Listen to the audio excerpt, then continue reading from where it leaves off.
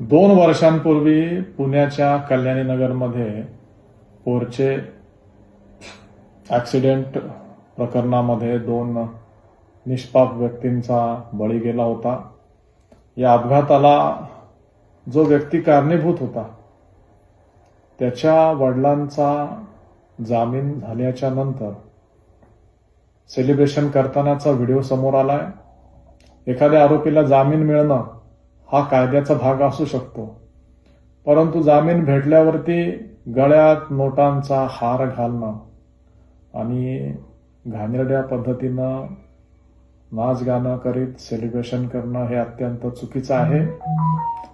समाजातून याविषयी रोष तयार झालाय.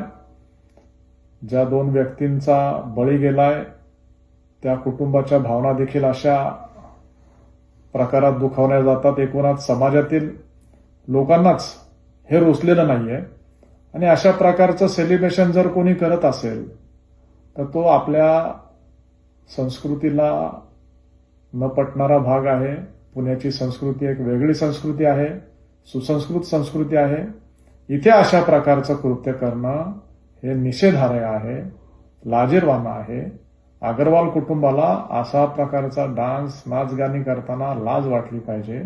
आपण काय करतो ह्याचं भान असलं पाहिजे. मला वाटतंय पोलिसांनी या विषयामध्ये त्वरित विशाल अग्रवालवरती योग्य ती कारवाई केली पाहिजे. नोटांचा हार घालणं, अशा पद्धतीचं चुकीचं सेलिब्रेशन करणं याचा मी निषेध करतो आणि पोलिसांना मागणी करतो की या गोष्टींवरती त्वरित कारवाई, योग्य ती कारवाई झाली पाहिजे.